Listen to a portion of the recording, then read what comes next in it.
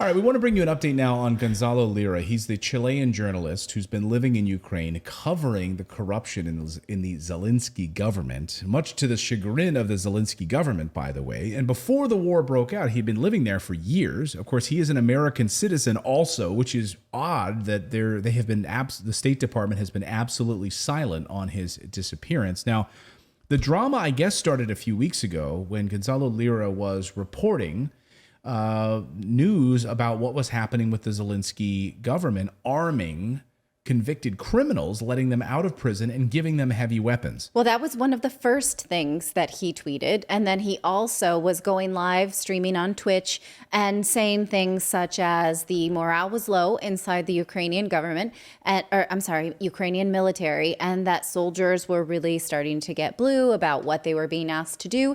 And so they were being issued a certain type of drug that was sort of there's no other way to put it, drugging them and in order to continue through this battle.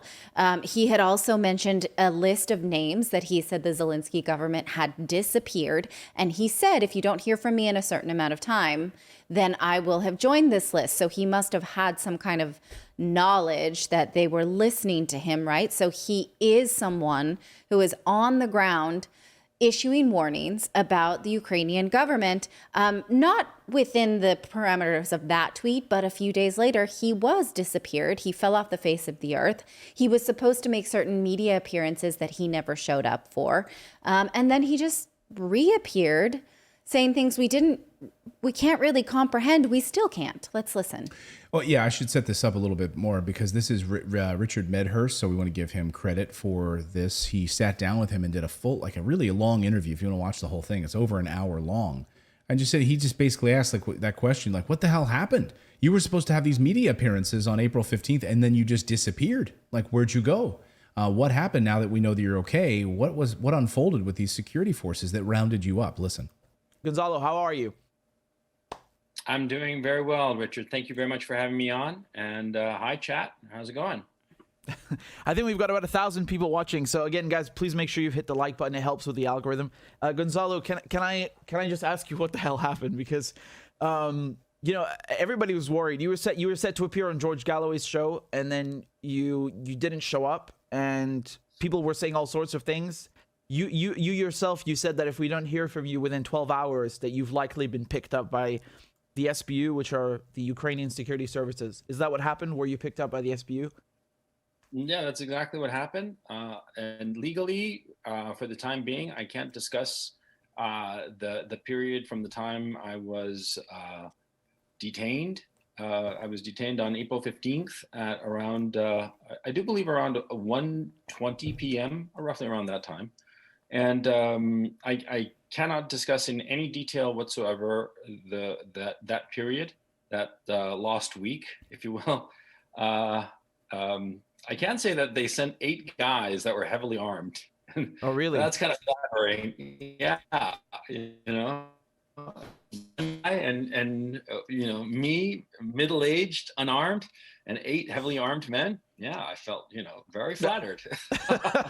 But no, seriously, I can't talk about it. I actually signed a document that I understand that in the law in Ukraine during a period of investigation, you can't discuss anything that has gone on during this period of time. And so I am going to abide by that rule. So this is like an NDA, a non-disclosure agreement. It's a sort of during the time of the investigation until a final sentence is handed down. Yeah. But so he signs the Ukrainian government, because he's reporting on what's unfolding there. He's rounded up, held against his will for a week. Mm-hmm. According to reports, drugged and forced to sign a non-disclosure agreement. And then he suddenly pops back up again. Now, everyone thought he was dead. Yes. Because the list of people Some reports were that he was dead. The list of people that he had tweeted about, that list of people, if his name were to be added to that list, those people had already been killed. Yes. So this was not this would not have been out of the ordinary. I can only hope, and then maybe that the amount of media attention that his disappearance got, and garnered. Well, it wasn't that much. Perhaps That kept him was the thing alive. that we were covering last week is why isn't the media? It was really only sort of indie channels like ours that were interested in where he was. So CNN was absent on this. Oh, all of Western media was all entirely of Western quiet. media was absent on this. So they continue to be, and this is troubling because when someone who is an American, I don't know what the social contract is to be a Chilean citizen, but I do know what the social contract is to be an American citizen. And if you get into trouble in a foreign land, it is the State Department's agreement with you in exchange for paying your taxes that they will go to bat and get you out of trouble. They will get you out of somewhere if there's a hurricane. They will get you out if there's a war. That's why they ask you to register with the State Department when you go abroad, so they know where their citizens are and what they will need from them. So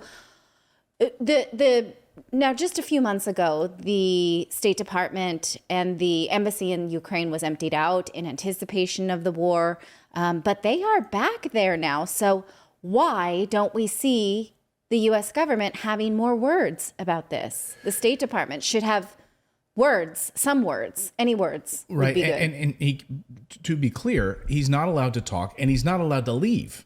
Right. He's a journalist in this area. He's not allowed to leave and he's not allowed to talk until an investigation is done.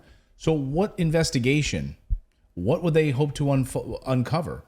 And can there really be an impartial investigation by a government which is literally corrupt? Well, I mean, no. what sort of investigation are you going to do of a journalist who's reporting on your corrupt government? Well, look at what happened to Amanda Knox, right? She was charged with something that she was later acquitted for.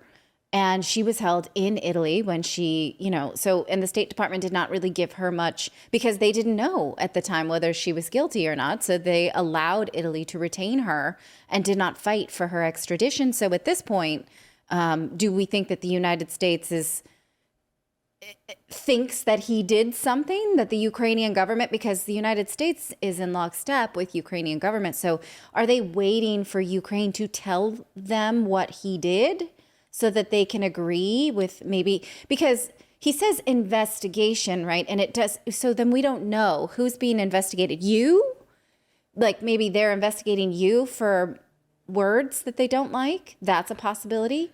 Is it the government being investigated for picking someone up on a liberty they should have? Well, and we don't know. We don't know, but we do know that, of course, last week when he popped back up on Alex Christophero's show, and he said, "I'm fine. I'm a little rattled. I was picked up by the SBU, the Special Forces, the Special Investigative Forces of Ukraine." And he says, "I don't have my phone. I don't have my computer. They took those things. And his accounts were taken over."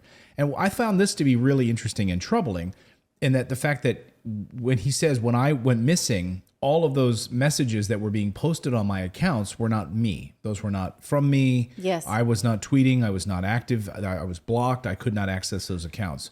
So somebody in the Ukrainian government felt compelled to say that this guy is a nuisance.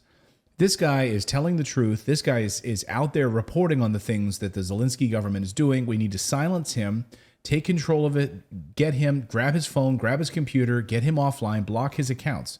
And now he has no access to those accounts anymore. It does seem to me that they are threatening him with investigation, and not that this is an investigation as in we will get answers.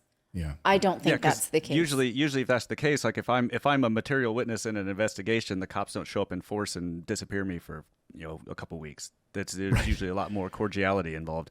Well, and I guess this gets to the heart of democracy, right? We're being told in the United States that we're protecting Ukraine because it's a democracy. It's a shining light, right?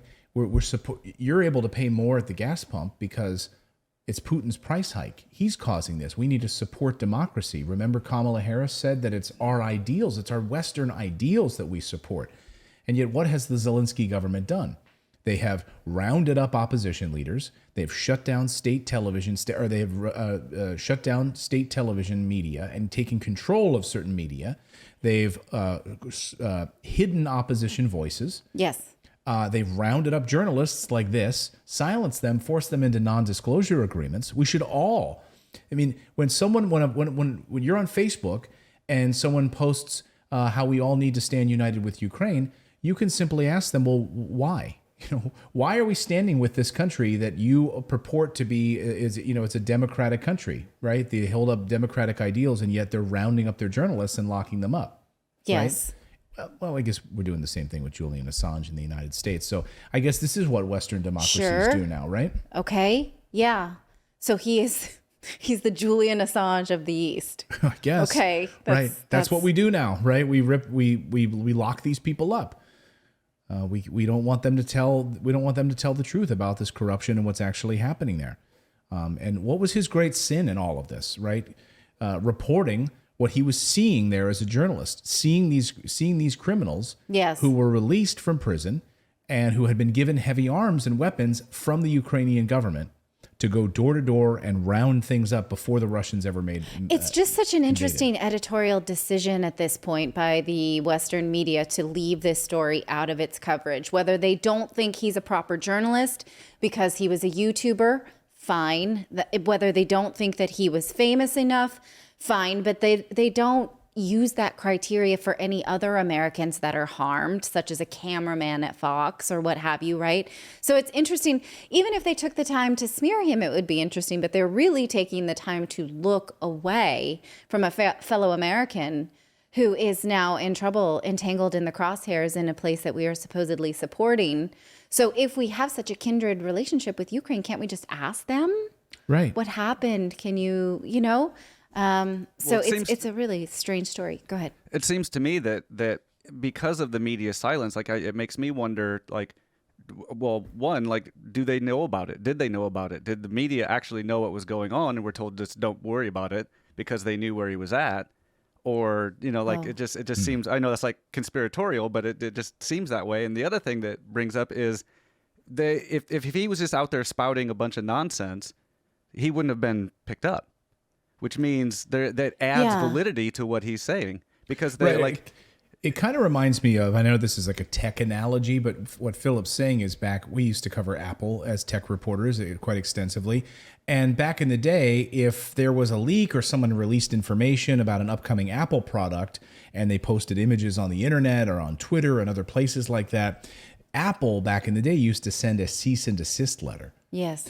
And they learned very quickly to stop doing that. Because what happened is those people were like, oh my God, I just got a cease and desist letter from Apple. They want me to take these images down, which to the rest of the internet means those images are correct. That's what this new product is going to look like. They wouldn't care if it wasn't. They wouldn't have sent a cease and desist letter. And that's exactly what I think, Philip, you're making the point here, is that if he was just blowing hot air, he was just some tweaker out on the internet somewhere. Yeah.